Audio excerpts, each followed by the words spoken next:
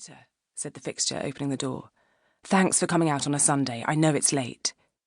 She was just about as tall as he was, 5'5" and a bit, which made it easy to look right into his eyes and be struck every single time by the fact that they were very large. So pale a grey, they looked silver-white, except for the dark ring at the edge of the iris, and fringed with heavy soot-black lashes of the sort you saw in advertisements for mascara. He looked tired, she thought.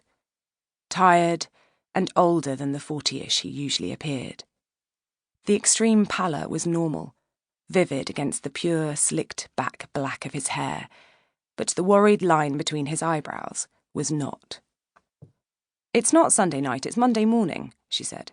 No worries, Ruthven. Tell me everything. I know you didn't go into lots of details on the phone. Of course. He offered to take her coat. I'll make you some coffee. The entryway of the embankment house was floored in black and white checkered marble, and a large bronze ibis stood on a little side table where the mail and car keys and shopping lists were to be found. The mirror behind this reflected Greta dimly and greenly, like a woman under water. She peered into it, making a face at herself, and tucked back her hair. It was pale Scandinavian blonde, and cut like lists in an off-the-shoulder bob, fine enough to slither free of whatever she used to pull it back.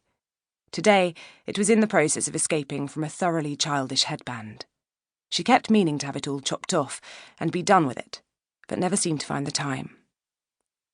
Greta Helsing was 34, unmarried, and had taken over her late father's specialised medical practice after a brief stint as an internist at King's College Hospital.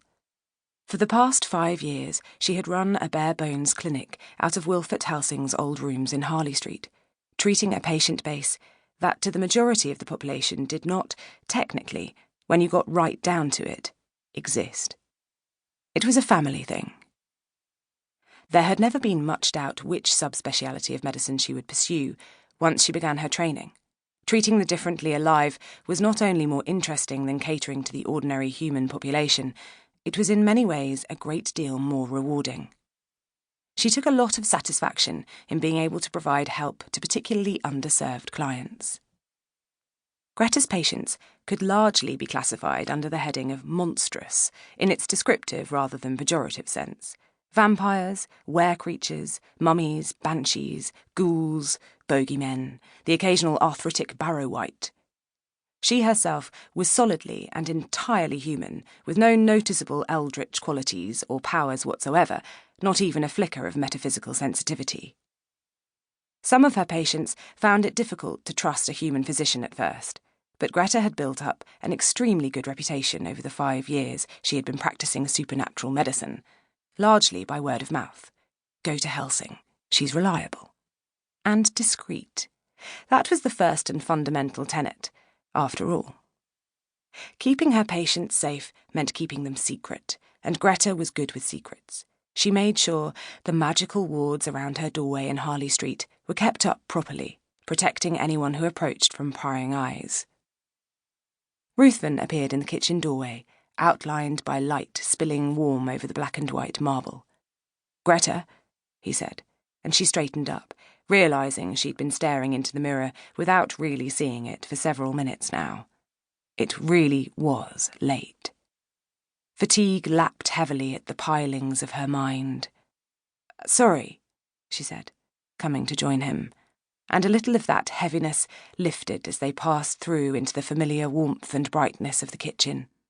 It was all blue tile and blonde wood, the cheerful rose gold of polished copper pots and pans balancing the sleek chill of stainless steel, and right now it was also full of the scent of really good coffee. Ruthven's espresso machine was a La Cimbali, and it was serious business. He handed her a large pottery mug. She recognised it as one of the set he generally used for blood, and had to smile a little, looking down at the contents, and then abruptly had to clamp down on a wave of thoroughly inconvenient emotion. There was no reason that Ruthven doing goddamn latte art for her at 4:30 in the morning should make her want to cry. He was good at it, too, which was a little infuriating. Then again, she supposed that with as much free time on her hands as he had on his, and as much disposable income, she might find herself learning and polishing new skills simply